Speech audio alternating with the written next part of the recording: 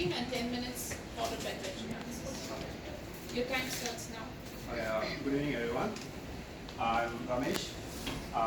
My team members are Daya, Gaya, Gloria, and Leo. Here is Tom Nelson. He's a project manager in this company. So he's traveling with us from our PPD. Our topic is today is balancing the supply versus demand at the CKMBT International Private Limited. So the company is one of the recruiter consultant, civil and structural consultant in Singapore. It's a local company. Before we choose this topic, we discussed with the managing director, and I also is one of the employee there. He's a registered engineer. So we discussed with the managing director and found that this is one of the challenges they are facing. And our agenda is the brief introduction of the company and the company profile, then the company's capability, and also then we discussed briefly about the differentiator, what differentiate them from other companies, and the business segments, then the consultancy methodology, then we touch on the business issue they have, and then from the business issue, then we analyze the issue and the methodology, and then after we give the solution from our methodology, and then we finally conclude it. Okay, this is the company's profile. It's a very brief here. Their mission is to be the first consultancy for the client, and the mission is to be the create the sustainable value to the country and also the environment. The next slide, I briefly go through the company profile. The segment, actually they are doing the feasibility studies for every project before they start the project. Normally they do the feasibility study whether it's feasible or not. Then civil and structural engineering, then geotechnical engineering, and ground improvement, foundation, and permitting services, and also the construction supervision services for the major complex project like MRT, tunnel, something like that. So this machine is the tunnel boring machine is about 2-story high. So they are doing this type of projects. Next slide, please. The headquarters in Singapore, and also they have the branches in India, Myanmar, and Malaysia. Also, they have sister company called RCY. This is purely handling the construction supervision works. The capability is the multidisciplinary company. They are doing the architectural, civil structure, quantity surveyors, mechanical and electrical services as well. The company established here and are running successfully for more than 30 years, and the current operation in 4 countries. This is another view of the 4 major sectors they are playing on. There's a building, the industrial, and the transport like airport, and the water and marine infrastructures. These are the clients. Actually, their clients are government and private, as well as the most of the like LTA, URA, PUB, and also the NUS. They are client for. They have few clients actually for this company. Next one. Okay, this is the origin chart. Dr. Murthy is the chairman. Then Abhishek is the managing director. So before we handle this, take this subject, actually we discussed with Abhishek, Mr. Abhishek. Then Jason is the general manager. Then under him there's a regional manager, country managers, 4 country managers. Then under them is the design teams. The total staff is 200 over staff, the majorly in Singapore. And then the methodology, I pass to Gloria. So she will continue from that. Hi, I'm Felipe. So the methodology we choose for this company is the problem-solving loop. We understand that we have to understand the issues based on what our staff will say about the project, because one of the major issues that we face is the demand of the project. Sometimes come a lot of projects and we don't have the structure enough to handle with those projects. So like budget, resources, And so the focus that we are thinking for this company is first identify the problem. What we need to do to have a better relationship with our stakeholders and with our clients. So we identify the problem, and then we explore information and create ideas. So we go for our staffs and say, okay, let's have a brainstorm sections. Let's come and collect all the ideas that you guys think that we have, all the solutions that the staff thinks is good for the project. And then, based on the brainstorm sections, we pick up the best ideas. And then we put in practice, because it's not only best ideas that is suitable for the problem that we're facing. So we're gonna build and test the ideas. And then, after that, if it's suitable and if it generates a good result, we're gonna input it as our best practice. So we're gonna use this as a new solution, as a new, like as I say, a best practice, and then it goes around. So it's gonna be a problem-solving looping that we're planning to how to solve our problem. So the next step is gather the available information sources. So go for the other branches as we could see, we have branches in other countries, so you can go for these branches and take all the best practice of them to understand how they deal with the problems. So that's how we involve the knowledge holders through consultation. Can also bring some consultants over to help us to understand how is the project and what we should do. And then we see the assets that we have, the resources to comply with the project. And then we go for the organization charts. So we're going to check with all layers of business what are the review of all these topics. And then we can also go, as I told you, for the other countries to see if they can help us with the demand, if they can help us with the resources, with the process. And finally, we're going to have the approval from the senior management if they agree with our solutions and our proposals for developments. So the major issues that we saw in the company is as I told you, the demands. So sometimes we have so many demands, a lot of projects coming up, and we don't know what to do with all these projects. So dynamic of demands. The client requirements, sometimes the clients have some requirements that we cannot solve, and we need some other resources to deal with these requirements. The employment bodies, the shortage of technical staff is some major issues that we face. Another point is the cash flow.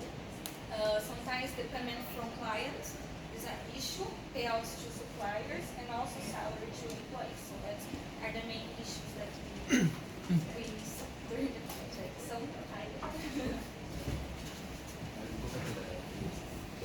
So these two issues that we have identified from the senior management's discussions and interviews, and what we are going to do in this presentation, we are going to focus on the one critical issue. So that means managing the human resource to meet the supply and demand.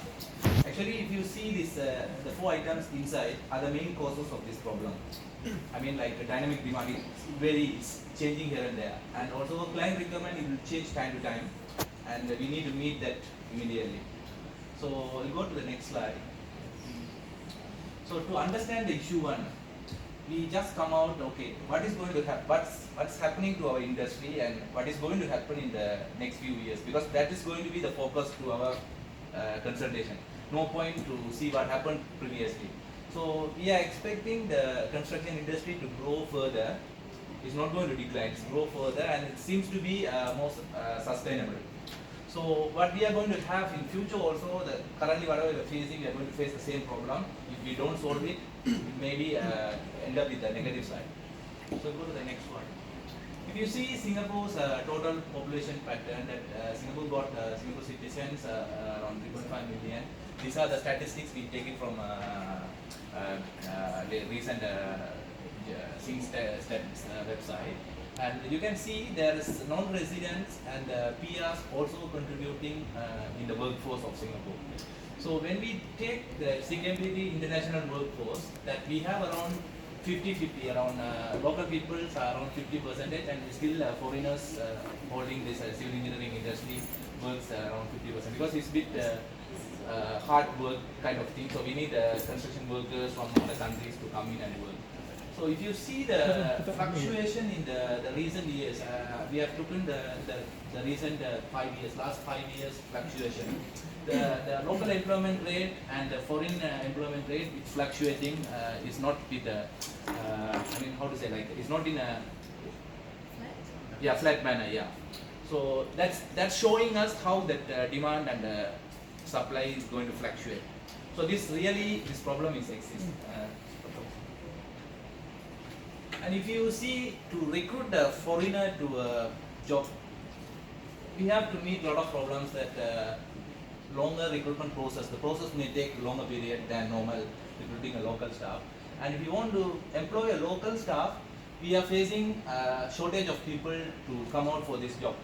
So the skill requirement which we are not meeting. So sometimes we need to wait longer period to get that employee into the place. And project requirement also is varying. We cannot have a consistent project requirement. It depends on once the project comes only, we know that okay, this is happening and we need to get the staff immediately. So this is the real issue that make you understand further on this. We go to the next one. Okay, so how we can approach to the solution? So we need to think in a way that it's matched with the future forecast. So this is what Singapore is looking at in the future construction transformation map. So they are looking at in a way like advanced and integrated sector. And second one, progressive and collaborative firms. And third one, good jobs for Singaporeans. So these are the three areas that the future construction roadmap is working on. So our solution also need to be aligned with this roadmap. Then only the final consultation will be a successful, it will produce a successful outcome.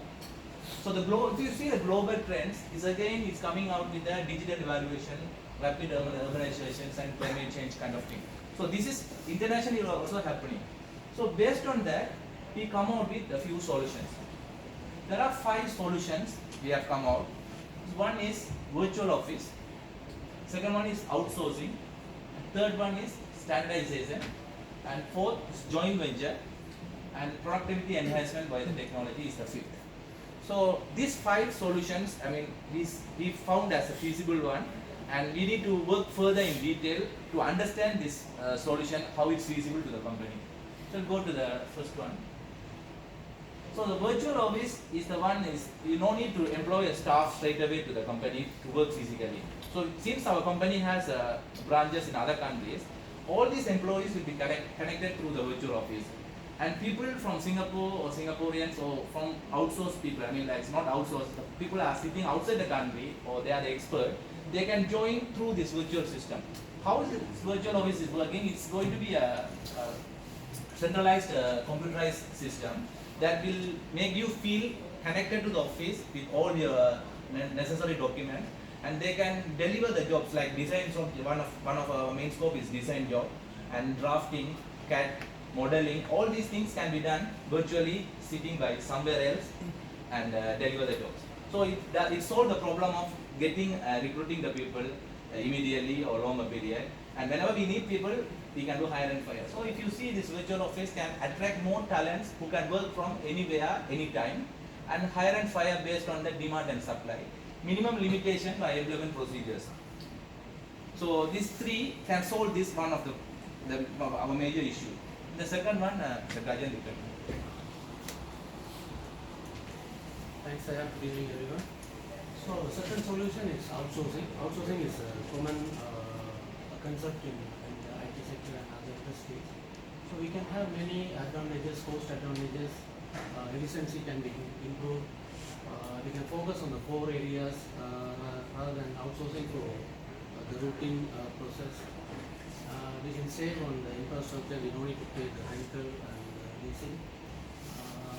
We can access to specialized resources and time zone advantages. That is, we can outsource from Sri Lanka, India, or Indonesia, those countries. So these are the benefits of outsourcing. So outsourcing where the demand exceeds the internal supply. So if we have more projects and more manpower needed, at the time we can outsource to other countries. and keep core competency works with the company. That means we have to do the core company works at Singapore, and we can outsource all the routine works. So like authority submission, all these we have to work on Singapore. So only need to manage the human resource on the technical side. Yeah. So second, the third solution is standardization.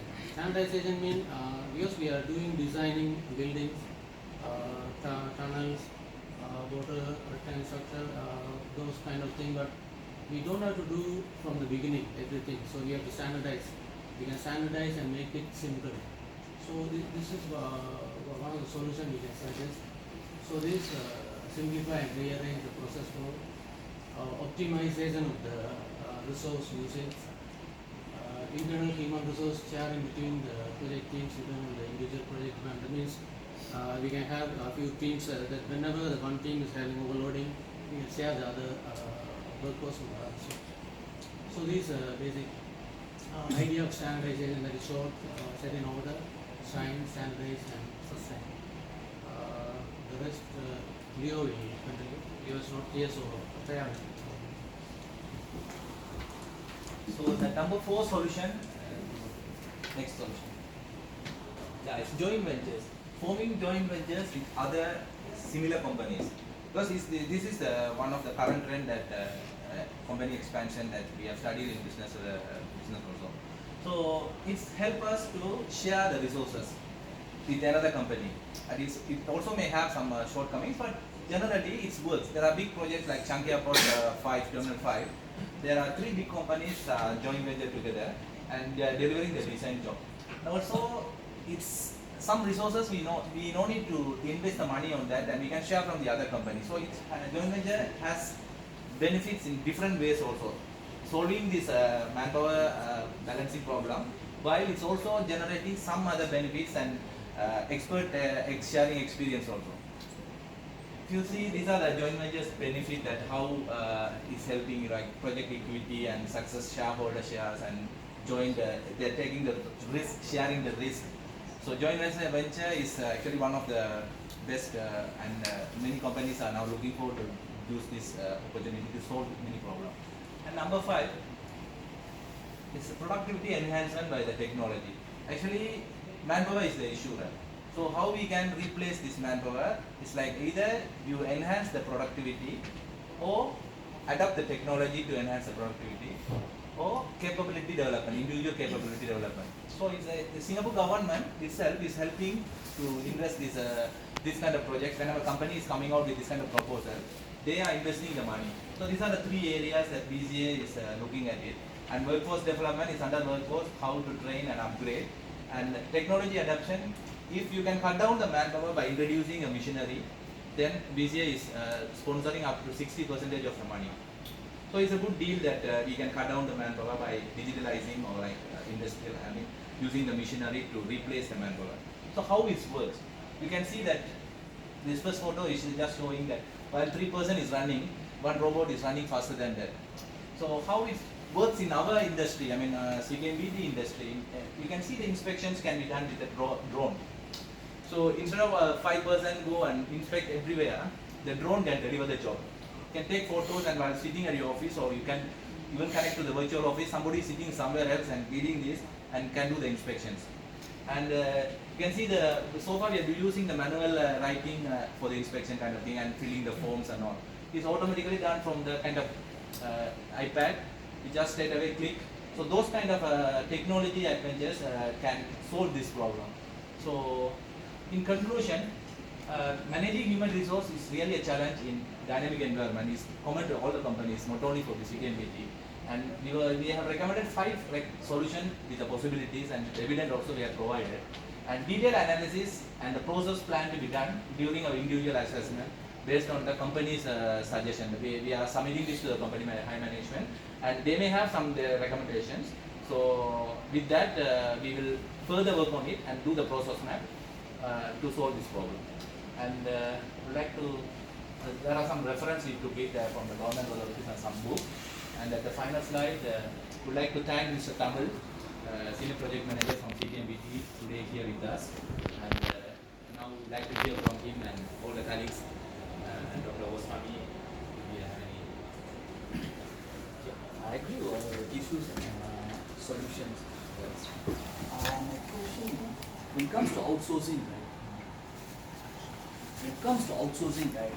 You said actually we can do the outsourcing, right?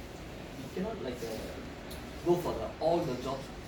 You know, do the outsourcing. You know? Yeah. So like small kind of design related jobs maybe you can outsource. Yes. Otherwise, they will become our competitors. Exactly. That's one good point. That what we should do when we do a detailed analysis, the core competencies the company has, we won't give it to others. So there are secondary things that the other people can assist us. Yeah, small things. They cannot copy that. The core competency cannot be copied. So we have to keep that, and these minor things, there will be little things, but it's many projects. When we look at the many projects, there are a lot of things can cut down. So we only keep this specific and qualified staff with us. The balance frontline staff, we can just hire from outsourcing people. Yeah, the items like the drawing and the analysis, those are actually no one can copy. Actually, it's being copied. It's the same thing. Actually, every project has its unique. So that resource, it normally doesn't take a lot of resources. So we are targeting those type of work. We also see. Not for like a tender. Those document part and the confidential document Confidential thing. within the company. And For example, doing drawings by the drafter can be from anyone. So those things we don't need to hire a staff, and sometimes we got work and we don't have work there, it's just sitting there. So it's like optimization, this is one of the good sources. yeah, and also that one can be put in the virtual office as well. Because any good drafter can work on from any part of the project. Because the outline is already there, and mostly the most resources are required for the detailed drawings. So the conceptual drawing is there. From that is they can develop the detailed drawing. So that will save a lot of resources. Understand. I have a question on the virtual office concept. So is it really workable in a construction firm? The virtual office concept is workable solution, or some process only you want to consider for a virtual office? Virtual office, not 100% is possible in the construction industry, because construction industry required physical presence on certain things, like when you construct the things. But when you design the things, because even in Singapore, for the design code of practices, we are using from Europe, Eurocode. So the a person is working in Europe can do the same thing because he's using the same code of practice. But you don't need to come and work in Singapore, but we may hire an expert, even let's say 20 years experienced person from a European country where we can have a cheaper person, cheaper rate, but he can do the job in Singapore. So it's good for Singapore. I mean, we don't need to come, because it's a small country, we cannot be having so many people. That's how that the regulations are getting tightened and tightened. When there's a demand, you can have from anywhere. Only thing you have to invest in the initial stage, a comprehensive virtual office system, that people to be ensured they're delivering the job with confidential, like a lot of things to be controlled, because we cannot leave a lot of confidential documents to them. So their existence into the virtual office will be limited. In office, let's say in your office, you cannot limit everyone. Only you can put it in locker, certain rooms you cannot access. But in virtual office, simply can be done. You cannot go and see the other projects what's going on. But in a visual office, you still can see the other projecting is what they are doing. So there are good benefits available in the virtual office that you can focus and work on that. Are you done with the presentation? Any Question answer. So it was good. The solutions are very feasible. Like it followed the presentation overall was good, followed the timeline, the guidelines, and the solutions were also like out of the box, like one regulated by demand and supply, as you said, in the virtual office. So try to work it out for your second assignment and try to think also of some alternative solutions. Actually, we thought more on the solution part, because we also see the assessment criteria is mostly on the solution, how to arrive the solution. Right. The weightage is there. Right. So, and we want to be macro level thinking instead of go to micro level. Right. That's why we think on the other side. Yes. As you mentioned. Yes. Good. Overall, it was good. Thank you. Thank you.